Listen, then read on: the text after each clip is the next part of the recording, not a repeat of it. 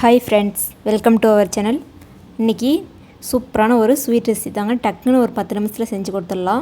சூப்பராக இருக்கும், சாப்பிட்றதுக்கும் சரி, ரொம்ப ஹெல்த்தியாக. வெறும் 2 பொருள் இருந்தாவே போதும். இதுக்கு வந்து 1 கப்பு வந்து நான் கடல் பருப்பு எடுத்து வச்சுருக்கேங்க. 1 கப்பில் வந்து வெல்லம் வந்து மண்டை வெல்லம் தான் எடுத்து வச்சுருக்கேன். கடல் பருப்பு வந்து ஊற வைக்கணும் அப்படின்ற அவசியம் எதுவும் கிடையாதுங்க. தண்ணீர் சேர்த்துட்டு நல்லா வந்து கழுவிட்டு தண்ணியை வந்து வடிச்சிட்டு எடுத்துக்கோங்க. ஒரு கடாயில் அந்த பருப்பை வந்து சேர்த்துட்டு நல்லா வந்து வறுத்து எடுத்துக்கோங்க. இந்த ஸ்வீட் வந்து சாப்பிட்றதுக்கு ரொம்ப சூப்பராக இருக்கும் ஃப்ரெண்ட்ஸ். ரொம்ப வந்து ஈஸியாக வந்து செஞ்சிடலாம். அதே மாதிரி வந்து குழந்தைங்களும் சரி எல்லாருமே விரும்பி சாப்பிடுவாங்க. டேஸ்ட் பார்த்திங்கன்னா அட்டகாசமாக இருக்கும். ஆனால் சிம்பிளாக செய்கிறது, ஆனால் சூப்பராக இருக்கும். தண்ணி வந்து நல்லா ட்ரையாக வறுத்துட்ட பிறகு 1 டீஸ்பூன் அளவு வந்து நெய் சேர்த்துட்டு நல்லா பருப்பை வந்து வறுத்து எடுத்துக்கோங்க. நெய் வேணான்னா ஸ்கிப் பண்ணிக்கோங்க. நெய் இல்லாமலே கூட இது செய்யலாம். நெய் பிடிக்காதவங்க வந்து ஸ்கிப் பண்ணிக்கோங்க. பாருங்கள், இந்த ஈரப்பதம் எல்லாமே போயிடுச்சு. இப்போ வந்து 1 டீஸ்பூன் அளவுக்கு வந்து நம்ம நெய் சேர்த்துட்டு நல்லா பொன்னிறமாக நல்லா சலசலன்னு வந்து அந்த சத்தம் கேட்கும் பாருங்கள். அந்த அளவுக்கு வந்து நல்லா வறுத்து எடுத்துக்கோங்க. பாருங்கள் ஃப்ரெண்ட்ஸ், நல்லா வந்து கொஞ்சம் கூட ஈரப்பதமே இல்லாமல் பருப்பு வந்து நல்லா வறுத்து எடுத்துக்கோங்க. கொஞ்சம் கூட ஈரம் இருக்கக்கூடாது. நல்லா வறுத்து எடுத்த பிறகு 1 டீஸ்பூன் அளவுக்கு வந்து நெய் சேர்த்துக்கோங்க. அடுப்பானது வந்து லோ ஃப்ளேம்லேயே இருக்கணும். அதே சமயம் பருப்பு வந்து தீயவும் கூடாது, கருகவும் கூடாது. அது கொஞ்சம் பார்த்துக்கோங்க. அப்படி இருந்துச்சுன்னா அதனுடைய ஸ்வீட் வந்து ஒரு மாதிரியாக இருக்கும், நல்லா இருக்காது. அந்த தீய வாசனை அப்படியே அடிக்கும். இப்போ வந்து 1 டீஸ்பூன் நெய் சேர்த்துட்டு நல்லா வந்து வறுத்து எடுத்துக்கோங்க. கலர் வந்து பொன்னிறம் மாறி வரணும். அதே சமயம் நல்லா சலசலப்பும் நம்மளுக்கு தெரியும். அந்த அளவுக்கு வந்து நல்லா வறுத்து எடுத்துக்கோங்க. அப்போ தான் நம்மளுக்கு வந்து பவுட்ரு வந்து கிடைக்கும். அப்படி இல்லைன்னா பவுட்ரு வந்து கிடைக்காது. பாருங்கள், இந்த அளவுக்கு வந்து நல்லா கலர் மாறி வந்திருக்கணும், நல்லா வறுபட்டு வந்திருக்கணும். இப்போ வந்து அடுப்பு ஆஃப் பண்ணிட்டு அப்படியே வந்து பருப்பை நம்ம ஆற வச்சிடலாம். சூடு ஆன பிறகு நம்ம வந்து ஒரு மிக்ஸி ஜாரில் சேர்த்துட்டு நல்லா பவுடரை வந்து அரைச்சி எடுத்துக்கலாம்.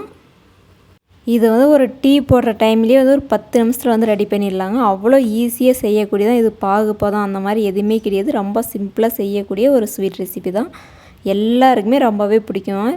கண்டிப்பாக ஒரு முறை நீங்களும் ட்ரை பண்ணி பாருங்கள். வீட்டில் வந்து எல்லார் வீட்லையுமே இந்த பொருள் 2மே இருக்கும். ஆனால் நீங்களும் ட்ரை பண்ணி பாருங்கள், ரொம்ப சூப்பராக இருக்கும். உங்களோட மிக்ஸி ஜார் வந்து எந்தளவு வந்து கொரகொரப்பு வருமா இல்லை நைஸ் வந்து கிடைக்குமான்னு உங்களுக்கு மட்டும்தான் தெரியும். அதுக்கு தகுந்தாற் போல் நீங்கள் வந்து அரைச்சி எடுத்துக்கோங்க. ரொம்ப வந்து கொரகொரப்பாக இருந்துச்சுன்னா சலடை வச்சு ஜெலிஸ்ட்டு கூட எடுத்துக்கோங்க. அந்தளவுக்கு வந்து நல்லா வந்து பருப்பு பார்த்திங்கன்னா நம்மளுக்கு சலசலப்பு தான் இருக்கும். அதனால் பவுட்ரு நல்லாவே கிடைக்கும். பாருங்கள், இந்த அளவுக்கு வந்து நல்லா அரைச்சி எடுத்துக்கோங்க. உங்களுக்கு காட்டுறேன் பாருங்கள். சூப்பராக வந்து நம்மளுக்கு நல்லா வந்து ஃபைன் பவுடர் நம்மளுக்கு கிடச்சிருக்கு. இது வந்து அப்படியே இருக்கட்டும். ஒரு கடாயில் வந்து நம்ம வெல்லத்தை வந்து கரைச்சி எடுத்துக்கலாம். இதில் வந்து பாகுபாதம் எதுவும் கிடையாதுங்க. வெல்லத்தில் வந்து மண் தூசு அதாவது இருக்கும் அப்படின்றதுக்கோசரம் தான் நம்ம வந்து வெல்லத்தை வந்து லைட்டாக வந்து சூடு பண்ணி கரைச்சி எடுத்துக்கலாம்.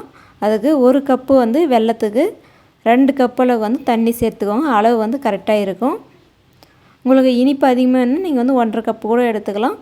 தண்ணி வந்து 2 கப்பு மட்டுமே எடுத்துக்கோங்க. இதே கப்பால் வந்து நான் 2 கப் அளவுக்கு வந்து தண்ணி சேர்த்துருக்கேன்.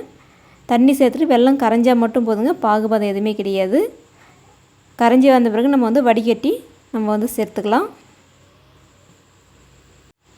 பாருங்கள் ஃப்ரெண்ட்ஸ், வெல்லம் வந்து நல்லாவே வந்து கரைஞ்சி வந்துருச்சு.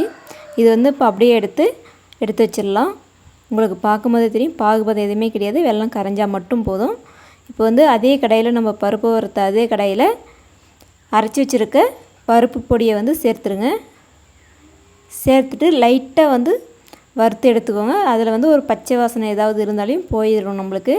அதனால் வந்து இது போல் வந்து லைட்டாக வந்து கிளறி விட்டு வறுத்து எடுத்துக்கோங்க. லைட்டாக வறுபட்ட பிறகு 2 டீஸ்பூன் அளவுக்கு வந்து நெய் சேர்த்துட்டு நம்ம வறுத்து எடுத்துக்கலாம்.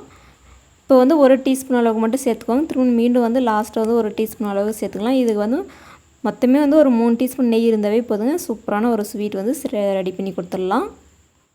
பாருங்கள் ஃப்ரெண்ட்ஸ், பருப்பு பொடி 1 நிமிஷம் வந்து பச்சை வாசனை நல்லா போகிற அளவுக்கு வந்து வறுத்து எடுத்துக்கோங்க. அதுக்கு பிறகு வந்து 1 டீஸ்பூன் அளவுக்கு வந்து நெய் சேர்த்துட்டு அதையும் வந்து 1லேருந்து ஒரு 2 நிமிஷம் வந்து நல்லா வந்து வறுத்து எடுத்துக்கோங்க. நம்மளுக்கு வந்து கொஞ்சம் வந்து மாவு வந்து இலகன தன்மை மாதிரி தெரியும். நல்லா சாஃப்டாக இருக்கும். நெய் வந்து சேர்க்கும்போது வாசனையும் வந்து நல்லாயிருக்கும் சாப்பிட்றதுக்கு இந்த ஸ்வீட்டு. இந்த அளவுக்கு வந்து நல்லா வந்து வறுத்து எடுத்துக்கோங்க. நம்ம வெல்லம் வந்து கரைச்சி எடுத்து வச்சுருக்கோம்ல, அதை வந்து வடிகட்டி சேர்த்துக்கலாம். ஏன்னா மண் தூசுலாம் இருக்கும். இந்த ஸ்டேஜில் வந்து வடிகட்டி சேர்த்துக்கோங்க. அடுப்பானல் வந்து லோ ஃப்ளேம்லேயே வச்சுக்கோங்க. பாருங்கள், இப்போ வந்து நம்ம வெள்ளை தண்ணியை வந்து வடிகட்டி சேர்த்தாச்சு. சேர்த்துட்டு நல்லா வந்து மிக்ஸ் பண்ணிக்கோங்க. கட்டிகள் இல்லாமல் மிக்ஸ் பண்ணிக்கோங்க. அதுக்காக தான் அடுப்பானல் வந்து லோ ஃப்ளேமில் வச்சுக்கோங்க அப்படின்னு சொல்லுறது. அப்படி இல்லைன்னா நீங்கள் வந்து ஆஃப் பண்ணிட்டு கூட நீங்கள் வந்து வெள்ளை தண்ணி வந்து சேர்த்துக்கோங்க. சேர்த்ததுமே ஒரு நிமிஷத்துலேயே வந்து ஓரளவு வந்து நல்லா நம்மளுக்கு கெட்டியாகி வரும். இது போல் கட்டிகள் இல்லாமல் கொஞ்சம் பார்த்துக்கோங்க. இந்த மாதிரி கட்டி இருந்தாலையும் வந்து நம்ம கிளறும் போது அது நல்லா வந்து உடஞ்சி வந்துடும். அந்த அளவுக்கு வந்து நல்லா கிளறி விட்டுக்கோங்க. உங்களுக்கு பார்க்கும்போதே தெரியும் நல்லா வந்து கெட்டியாகிட்டு வருது. இது வந்து கடாயில் வந்து ஒட்டாமல் வரணும். அந்த அளவுக்கு நல்லா வந்து கிண்டி எடுத்துக்கோங்க. பாருங்கள், இந்த அளவுக்கு வந்துருக்கணும்.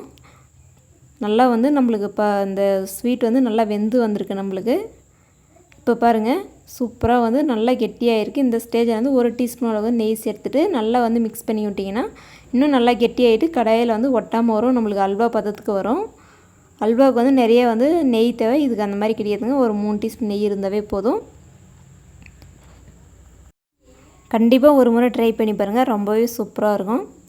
இது வந்து ஒரு 2 நாள் வந்து ஸ்டோர் பண்ணி வச்சு சாப்பிட்லாம். நல்லா இருக்கும். ஏன்னா நம்ம வந்து அதுக்கு மேலே வச்சு சாப்பிட முடியாது. ஏன்னா பாகு வந்து நம்ம பாகு பதம் எடுக்கலை. அதனால் வந்து இன்றைக்கி ஈவினிங் செஞ்சிங்கன்னா நாளைக்கு ஈவினிங் வரைக்கும் வந்து நல்லாயிருக்கும். சாப்பிட்றதுக்கு ரொம்பவே சூப்பராக இருக்கும். பாருங்கள், இந்த அளவுக்கு வந்து நம்ம வந்து இந்த ஸ்வீட்டை வந்து செஞ்சு எடுத்துக்கலாம். கடாயில் வந்து ஒட்டாமல் வரணுங்க.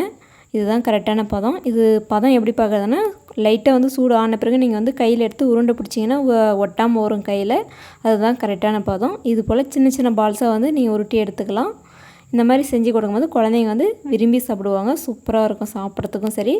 இதே போல் நீங்களும் வந்து ட்ரை பண்ணி பார்த்துட்டு எப்படி இருக்குதுன்னு சொல்லிட்டு கமெண்ட் பாக்ஸில் வந்து கமெண்ட் பண்ணுங்கள். மீண்டும் அடுத்த ஒரு வீடியோவில் சந்திக்கலாம். நன்றி. தேங்க்ஸ் ஃபார் வாட்சிங். தேங்க்யூ.